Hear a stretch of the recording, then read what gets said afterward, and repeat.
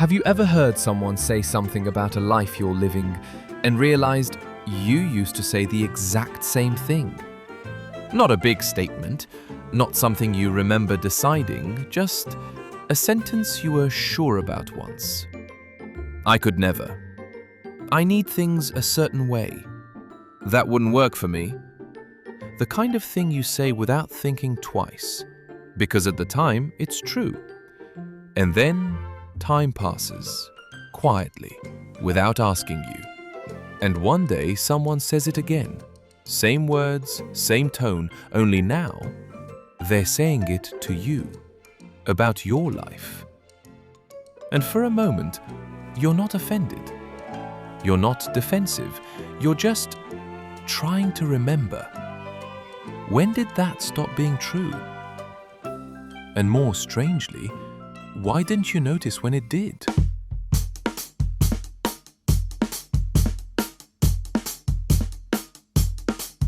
Her friend had been in Brno for 3 days. They had worked together for over a decade. This was a person who knew things about Miriam that Miriam would prefer remained unverified. The feeling was mutual. This is what 10 years gets you. She was staying in an Airbnb near the center. It was, by all accounts, a perfectly adequate apartment. She had feelings about it. And there's no dryer, Miriam. Like nowhere. Everything just hangs on a rack in the living room, like it's 1987. And the apartment is just, well, it's sweet, it's fine, but it's so small. It's not so bad. Like, where do you even put things? Where does everything go? Yeah, you figure it out. I just don't know how you do it. I really don't. You're a better woman than me. No, I mean it. I could never. I need my space, you know. I just need things to work the way I expect them to work. Things actually work pretty well. So I want to be clear here before I say anything else. She's one of my oldest friends, over 10 years, and she flew here to Brno to see me. This is an act of love, and I'm not taking it lightly. She talked about the drying rack for 4 minutes. I counted.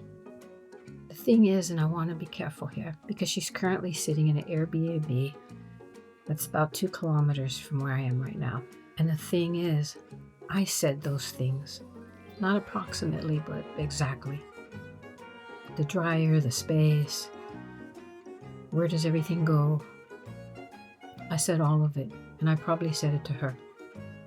She probably listened very patiently and then said something kind, and now I'm sitting here and I'm genuinely trying to remember what the problem really was.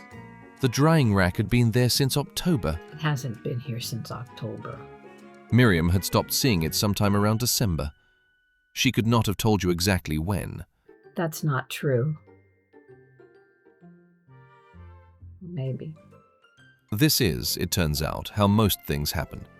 Not in moments. In the quiet spaces between them. She said that I need things to work the way that I expect them to. And I understand that completely. It's not a character flaw, it's just most people. And that was me. But at some point, my expectations rearranged themselves. Without a meeting, without asking anyone. I didn't decide that the drying rack was fine. I just woke up one day and it was. It fit. It's what you do. And I don't know if that's adaptation or something else entirely. Whether I lost something or whether I gained something, or both simultaneously.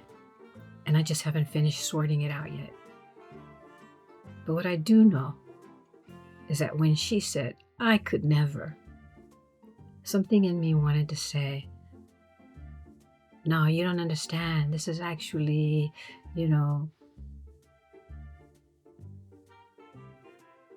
it's like I wanted to defend it. And that's new, because 6 months ago, there wasn't anything to defend yet. Now apparently there is.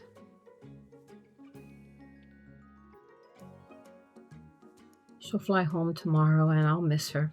I really will. You know, the kind of missing that reminds you that of what a person really means to you. But I've been sitting here and I've been thinking about what it feels like to hear my own words coming out of somebody else's mouth. The drying rack, the space, I could never. I said all of that and I felt all of that. And somewhere between then and now, without my permission, without a vote, without so much as a memo, I just stopped feeling it. Not sure what to do with that information exactly. And I'm not sure if it means that I've grown or I've changed. You know, or whether those things are the same thing, I honestly couldn't tell you. They had dinner that evening. It was, by all accounts, exactly what a long friendship should feel like after time apart. There were stories. There was laughter. There was the particular ease of someone who knew you before you became whoever you are now. It's actually really charming here. Miriam did not say "I told you so." She thought it very loudly. She'll fly home tomorrow and I'll miss her. I really will. You know, the kind of missing that reminds you that of what a person really means to you. But I've been sitting here and I've been thinking about what it feels like to hear my own words coming out of somebody else's mouth. The drying rack, the space, I could never. I said all of that and I felt all of that.